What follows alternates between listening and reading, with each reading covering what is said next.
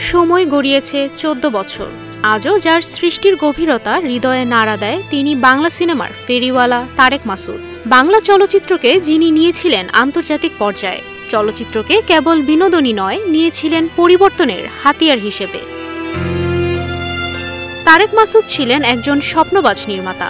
চলচ্চিত্রের মাধ্যমে মানুষের মধ্যে ছড়িয়ে দিয়েছেন নিজের শিক্ষা, চিন্তাভাবনা ও দর্শন। জীবনের রং আর স্বাদের মিশেলে বানাতেন সিনেমা। তার চলচ্চিত্রে উঠে এসেছে সমাজ, ধর্ম, রাজনীতি আর মানুষের অন্তর্দ্বন্দ্ব। ছিলেন আপোষহীন, ছিলেন সত্যনিষ্ঠ। ২০০২ সালে তার প্রথম ফিচার চলচ্চিত্র মাটির ময়না এনে দেয় আন্তর্জাতিক খ্যাতি।